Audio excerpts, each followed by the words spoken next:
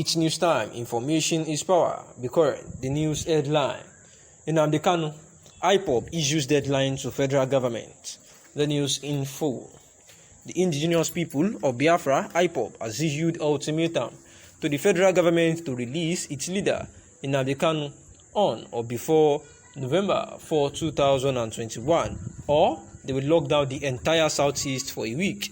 Ipob, in a statement issued by its head of directorate at the time, Mazi Chika Edoziem, said that the global community knew that self-determination is not a crime and that the Nigerian government equally knows that self-determination did not constitute any known offense stipulated in their constitution, and therefore they do not have any case against Nnamdi Kanu. It said, in recognition of the above facts, the truth, the Directorate of State of Ipob demanded herewith an unconditional and immediate release of Nnamdi Kanu before November 10th, of which they had postponed the hearings to after Nnamdi Kanu actually pleaded not guilty.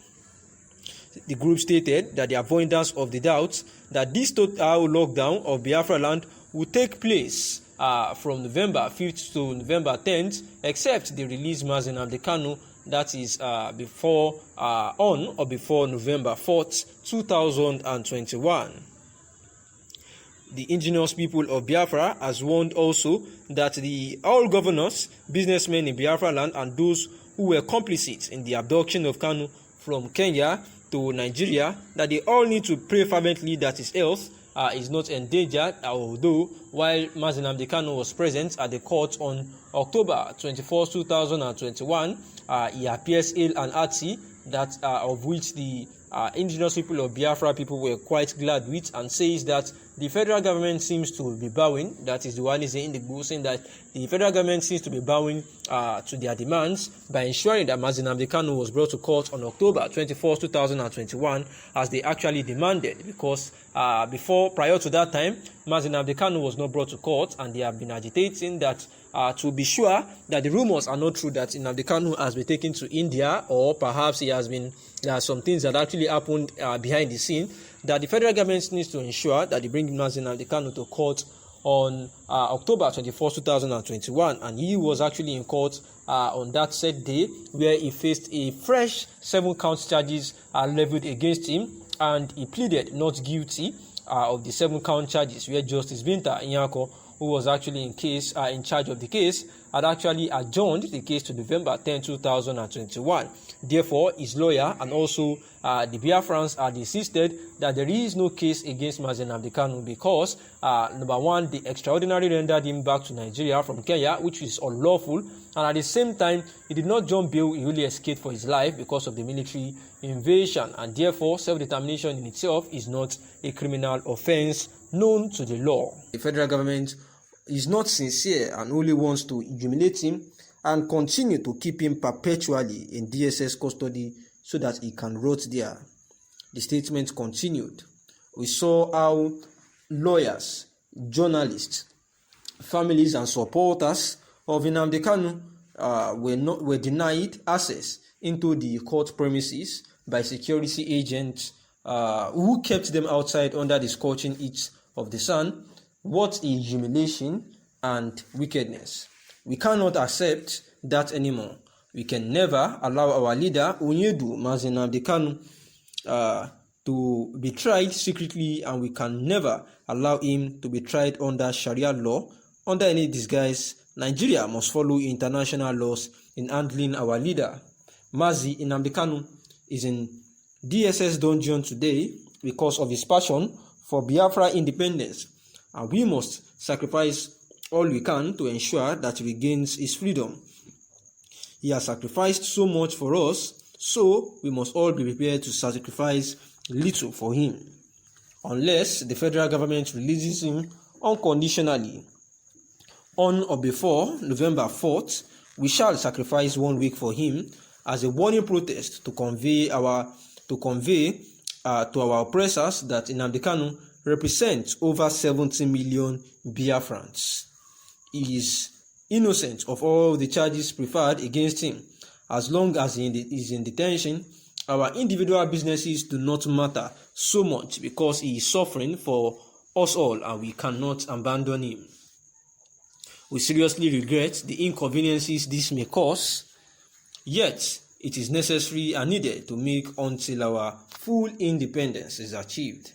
Nobody resident in Biafra land is expected to flout this directive, as doing so amounts to challenging the will of the people on the Biafra project. This 1 week sit at home is to also let our oppressors understand that we are not going to tolerate any plan to torment or abandon our leader in DSS custody through frivolous court adjournment. Any plans to subject him to trauma in detention through long adjournment while real terrorists and mass murderers are having fun across the country cannot fly. Nnamdi Kanu must be freed because he committed no crime. Asking for a referendum so that Biafrans will decide whether or not they want to continue as part of Nigeria is no crime. He should not suffer for seeking justice for his people. We have also been enslaved and caged enough by the Fulani-controlled federal government of Nigeria and their allies. Therefore, if we shut down Biafra land just for 1 week to secure our permanent freedom, it is worth the sacrifice.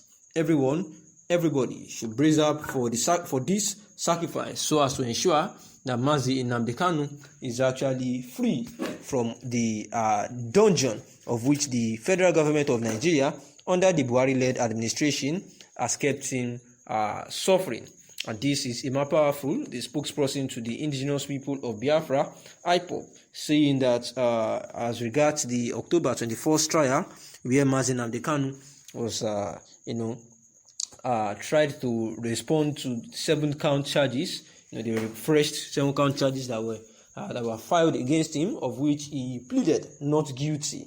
Therefore, the indigenous people of Biafra has agreed again that they will be going on a week-long sit-at-home order to show solidarity with Mazi Nnamdi Kanu, saying that because the federal government seems to be playing some tricks on them by refusing the lawyers and supporters of Mazi Nnamdi Kanu access to the court, which was quite unusual and not legal, saying that this is actually seeming to be a Sharia law in disguise, and that they will not take this.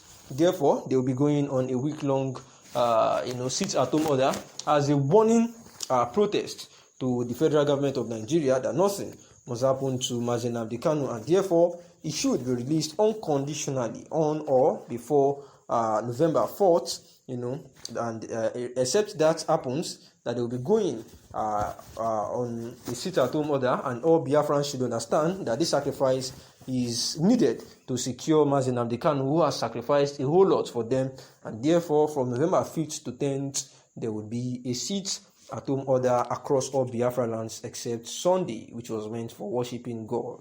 Thanks for listening.